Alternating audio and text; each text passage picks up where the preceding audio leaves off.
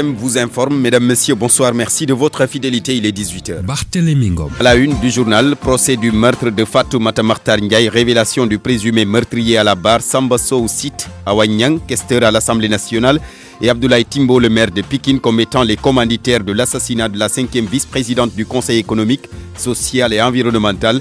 Le juge a demandé les preuves de l'implication des personnes citées pour ouvrir un complément d'enquête. L'autre affaire appelée à la barre mardi, l'affaire Ousseynou Diop qui avait tué le taximan Ibrahim Samb par balle. Un autre meurtre plutôt, celui de Fallouka qui a été torturé lors de sa garde à vue au commissariat de Mbacké. Le verdict du procès est tombé ce matin. 2 ans de prison ferme pour 3 policiers et un ASP. Le général de corps d'armée Biram Diop, installé ce matin, le tout nouveau SEMGA, s'engage à sécuriser le Sénégal contre toute menace liée à l'exploitation du pétrole et du gaz. Un lion couronné, ballon d'or africain au pays des pharaons. Cela pourrait se réaliser dans moins d'1 heure. Sadio Mané en pole position au regard de ses performances et de son palmarès. Tous les pronostics lui sont favorables. Le marché, ce sera avec Seydou Nourouba. Tout de suite, le tribunal de Dakar. Amadou Sabarba, bonsoir. Bonsoir Barthélémy Ngom. Alors, le procès du meurtre de Fatoumata Makhtar Ndiaye s'est ouvert depuis ce matin avec notamment ces révélations du présumé meurtrier à la barre.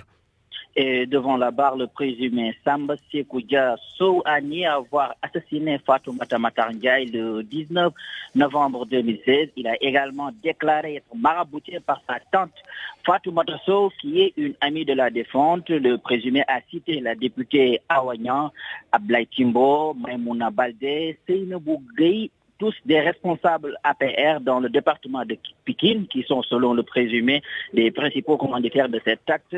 Après avoir entendu Samba Sow, le tribunal constate que ce dernier a donné 6 versions des faits depuis le début de cette affaire. C'est retenir que c'est toujours la valse des témoins qui ont tous enfoncé, autant pour moi, le présumé Samba Sow, excepté son ex-copine Benda Fall, qui a fait dans le clair-obscur en essayant de protéger, selon le procureur, son ancien amour qu'il avait d'ailleurs promis le mariage juste après le Magal de Touba, c'est-à-dire le 26 novembre 2016. Barthélémy, pour rappel, le présumé Samba Sow est chauffeur de feu Fatoumata Makhtar Ndiaye est accusé d'assassinat suivi d'actes de barbarie, tentative d'assassinat et tentative de viol. Barthélémy Ngom. Certainement, le délibéré est prévu le 21 janvier prochain. Le délibéré prévu le 21 janvier prochain. Merci beaucoup Amadou Sabarba qui suit ce procès depuis ce matin. Une autre affaire également qui attire les attentions et qui est appelée à la barre aujourd'hui, c'est l'affaire Ousseynou Diop. Ce vendeur de véhicules de luxe avait tué le taximan Ibrahim Samb par balle dans une station-service à Westfoire. Les faits remontent au 26 octobre 2016. Fama John suit pour nous ce procès. Et puis une autre affaire, celle du meurtre de Fallouka, 2 ans de prison ferme pour 3 policiers et un ASP. Ils ont été condamnés par le tribunal de Diourbel ce mardi. Fallouka aurait été torturé en garde à vue avant de rendre l'âme au mois de mai dernier lors de son transfert à la prison de Diourbel. Un véhicule de la brigade de gendarmerie de Samine, c'est dans le département de Goudomp, a fait des tonneaux ce matin sur la route de Goudomp même à hauteur de Mangarungu. Le chauffeur voulait éviter de heurter donc une moto Jakarta en se rendant à Kolda pour le déferrement d'un individu arrêté. Il y a eu 4 blessés, 3 gendarmes et le conducteur de la moto Jakarta. La personne interpellée, elle, est sortie indemne de cet accident. Il est 18h04. RFM, la radio de toute l'actualité. Le général de corps d'armée Biram Diop, installé ce matin, le tout nouveau SEMGA, s'engage à sécuriser le Sénégal contre toute menace liée à l'exploitation du pétrole et du gaz. La cérémonie a eu lieu ce matin en présence de Mohamed Ali Mouba. Ainsi donc, le général de corps aérien Biram Diop s'installe aux commandes de l'armée sénégalaise. Officier de haut rang, le général Diop est formé à l'école royale de l'air de Marrakech au début des années 80. Diplômé de l'école d'état-major de l'air de l'Université d'Alabama des États-Unis, animateur régulier de rencontres portant sur la réforme du secteur de la sécurité dans beaucoup de pays. Le ministre des Forces armées, Maître Sidiki Kaba, attend qu'il mette ses compétences au service du pays. À ce titre, la protection de nos approches, notamment au regard des richesses halieutiques et énergétiques dont recèlent nos eaux territoriales, revêt un intérêt stratégique, objet de l'attention des plus hautes autorités politiques. Il nous faut donc être prêts, c'est-à-dire anticiper et être en capacité d'agir. Le général Diop prêt à relever les défis de l'heure. Cette perspective prometteuse porte en effet en elle-même ses propres exigences, dont la plus pressante demeure la préservation d'un environnement stable et sûr, sans lequel qu'un développement harmonieux n'est possible. Nous devons nous acheminer vers une grande déconcentration et davantage d'autonomie au profit des grands commandements et services dans la conduite de leur cœur de métier, tout en veillant à l'échelon central aux procédures d'évaluation et de contrôle si indispensables à la mesure de performance. Général Biram Diop remplace le général Cheikh Gueye. Il était jusque-là chef de l'état-major particulier du président de la République. Mohamed Ali Mouba, les responsables de l'usine chinoise attaquée ce week-end à Sangil, c'est dans la région de Kaolack, se réjouissent de la sortie du chef de l'État qui a condamné la série d'attaques contre des opérateurs chinois qui interviennent dans le cadre de la campagne de commercialisation de l'arachide. Leur sécurité a été d'ailleurs renforcée avec la présence d'une patrouille de la gendarmerie sur les lieux. Nous écoutons le directeur de l'usine West Africa Agriculture, Pape Dian, joué par Elhadj Ndiogoudien. C'est un acte responsable. Nous sommes très contents de cette sortie, franchement, parce que l'arrivée des Chinois au Sénégal, c'est grâce à lui.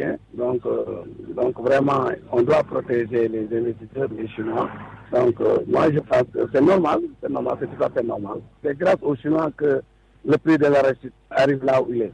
Avec la sortie du président de la République, nous sommes vraiment contents, nous sommes rassurés. Est-ce que la sortie du président de la République est suivie d'effet? Avez-vous senti des mesures prises pour garantir votre sécurité sur place? Oui, depuis avant-hier, il y a cette pointe de la gendarmerie. Il y a une patrouille depuis avant-hier, franchement. Donc, avec le commandant de la gendarmerie territoriale de Kaolack, commandant Cissé, et l'adjudant-chef Ndiaye, vraiment, depuis l'attaque, vraiment, ils nous ont soutenus, ils nous assistent. Donc, même hier, avant-hier, la patrouille était sur place. Donc, entre-temps, qu'on essaie de voir comment on pourra avoir une bonne sécurité sur place. Donc, depuis lors, nous n'avons plus de problème, on travaille sans problème. Pape Dian, le directeur de l'usine West Africa Agriculture, qui a été attaquée ce week-end par des individus armés. Le Sénégal n'a pas atteint l'autosuffisance en riz. Les acteurs du secteur ont des points de vue divergents sur le concept. Pour les uns, le plus important, c'est que le riz soit accessible partout sur le territoire. Et pour d'autres, il est plus sûr de sécuriser la production pour atteindre l'autosuffisance. À Wambaye.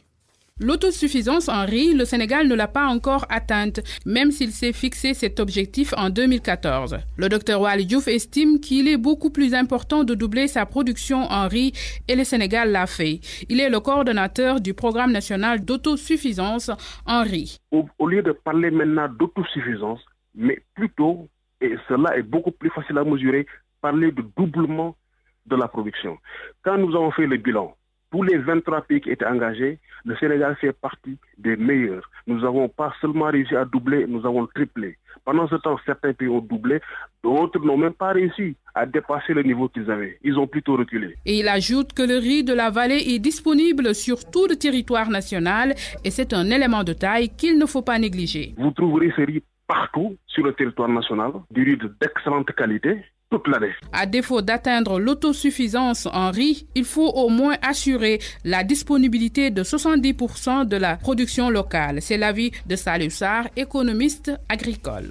Pour moi, et je pense, et pour beaucoup de spécialistes et beaucoup de Sénégalais, il est plus sûr d'aller dans une option d'autosuffisance en riz. Et c'est possible, aller à 70 à 75% de nos besoins en termes de production. Toujours autour de 1 million de tonnes de riz blanc. Ça pourrait inverser la tendance de l'importation, c'est-à-dire une production nationale plus importante que les importations. Les importations viendront compléter la production nationale pour le bien-être des Sénégalais. 1 600 000 tonnes de riz, un objectif que le Sénégal voulait atteindre en 2018. Aujourd'hui, la production est en deçà. Sport, vous le savez, l'actualité, un lion couronné ballon d'or africain au pays des pharaons, cela pourrait se réaliser dans moins d'une heure, à 19h. Sadio Mané en pole position au regard de ses performances et de son palmarès. Tous les pronostics en tout cas lui sont favorables. Le ballon d'or africain 2020 qui sera donc connu ce soir à l'issue donc du gala de la CAF en Égypte. La cérémonie démarre à partir de 19h, dans moins d'une heure donc, avec comme maître de cérémonie Samuel Eto'o, 4 fois ballon d'or africain. À Bambali, village d'origine de Sadio Mané, c'est déjà l'effervescence. Les propos de quelques supporters recueillis par Max Clid Kamfani.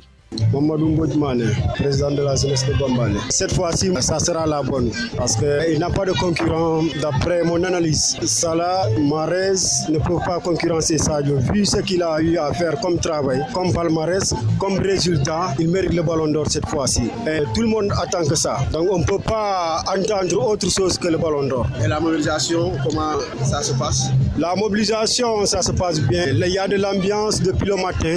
Depuis quelques jours, ça, il y a de l'ambulance et jusqu'à présent, c'est cette ambulance-là que nous vivons jusqu'à présent et ça va continuer jusqu'après la cérémonie, après le sacre de Sadio, il y aura toujours de l'ambiance ici à Bambali jusqu'à demain. Je m'appelle Alassane Sadio, fan du club Sadio Mané Goudam. Pas une confiance, nous partons en Égypte, nous sommes partis en Égypte pour prendre notre ballon d'or, c'est pas une confiance. Nous l'avons travaillé, 2019 nous l'avons travaillé, donc c'est la récompense que nous sommes partis en Égypte pour prendre notre récompense. Donc le ballon d'or va venir certainement à Bambali. Cause pour laquelle j'ai confectionné cette t-shirt-là. C'est acquis. Pourquoi vous dites que c'est acquis? Mais je l'ai travaillé en 2019. Il n'y a pas un joueur africain qui a travaillé de plus que moi. Je m'appelle Sanamane, chargé de la communication. On le voit satisfaisant d'abord parce que ça s'annonce très bien et les pronostics ont donné faveur à Sadio Mané et impérativement on est confiant qu'il aura le ballon d'or. Bambali se prépare à accueillir le ballon d'or. Bambali s'était préparé depuis le 4 de ce mois, donc Bambali était en préparation parce qu'on avait l'ambition qu'on avait gagné le titre de ballon d'or. Donc Bambali s'était préparé en foot. Vraiment, on est confiant que Sadio aura le ballon d'or cette année. C'est acquis, on est confiant. Bambali donc qui, à l'image de bon nombre de Sénégalais, confiants. Pour eux, ils soutiennent donc que Sadio Mané mérite bel et bien le ballon d'or africain au vu de ses performances et de son palmarès. En tout cas, ce qui est clair est que voilà 17 ans déjà que le Sénégal n'a pas touché à ce trophée. La dernière fois, c'était en 2002 avec El Hadji Ousseynou Diouf. D'ailleurs, le football sénégalais n'a été récompensé qu'à 2 reprises depuis 1992, date de création du trophée de footballeur africain de l'année. On voit ça avec Anaroucha. Après El Hadji Ousseynou Diouf en 2001 et 2002, Sadio Mané sera-t-il le deuxième footballeur sénégalais à soulever ce trophée de meilleur joueur africain de l'année en 2019. Il est favori en tout cas au vu d'une saison exceptionnelle. Vice-champion d'Angleterre, co-meilleur buteur de la Première Ligue avec 22 buts, vainqueur de la Champions League, finaliste de la Coupe d'Afrique des Nations, entre autres performances. Mais voilà, depuis 17 ans, le trophée échappe au football sénégalais. La Côte d'Ivoire est à ce jour la plus titrée dans cette catégorie avec 6 trophées remportés par Didier Drogba en 2006 et 2009. Puis Yaya Touré entre 2011 et 2014. Ensuite vient le Nigeria qui s'impose avec 5 prix sur le football africain jusqu'à la fin des années 90. En 1993, juste après Abedi Pelé, c'est Rachidi Yekini qui soulève le trophée. 1994, son compatriote Emmanuel Amunike lui succède, mais l'année suivante, le Libéria a le vent en poupe. George Weah devient en 1995 le premier et l'unique footballeur libérien a gagné le titre. Mais entre 1996 et 1999, retour en force du Nigeria avec notamment un double ballon d'or pour Nwankwo Kanu. Entre les deux, un titre pour son compatriote Victor Ikpeba et aussi le Marocain Mustapha Hadji. Au début des années 2000, le vent tourne cette fois-ci du côté du Cameroun. Patrick Mboma s'offre le premier trophée de la décennie. De 2003 à 2005, Samuel Eto'o règne en maître. En fait, l'international camerounais qui sera le maître de la cérémonie des CAF Awards ce soir est avec Yaya Touré, le détenteur du record. 4 ballons d'or, dont le dernier remonte à 2010. Le Mali, le Togo, le Gabon et l'Algérie ont chacun remporté une fois le trophée. Frédéric Kanouté en 2007, Emmanuel Adebayor en 2008, Pierre-Emerick Aubameyang en 2015 et Riyad Mahrez en 2016. Depuis, c'est le coéquipier de Sadio Mané à Liverpool qui détient le trophée. Anna Rocha, je rappelle que le desk sport de la radio Futur Média se mobilise déjà pour vous faire vivre en direct cette cérémonie de remise du Ballon d'Or africain. Une cérémonie qui démarre tout à l'heure à 19h avec comme maître d'œuvre, Anna, vous l'avez signalé, maître de cérémonie plutôt, Samuel Eto'o-Fils, le Camerounais, 4 fois Ballon d'Or. Rendez-vous dans un instant donc avec le desk sport de la radio Futur Média pour vous vivre en direct la cérémonie de remise du Ballon d'Or. Cérémonie qui, je le rappelle, se déroule au Caire. Il est 18h16. Seydou Nourouba tient le panier. Bienvenue. Le marché de ce mardi s'intéresse aux cadeaux pour enfants, pas seulement en fin d'année. Ils sont souvent imposés aux papas et mamans et ce ne sont pas de petits cadeaux. Les enfants réclament beaucoup plus cher, moto et auto, coûtant entre 50 000 et 150 000 francs CFA. Selon Jérôme Marmbotte, professeur de marketing, l'Internet et les jeux proposés influencent de plus en plus les enfants. Il est au téléphone avec Oumoudia Gagna.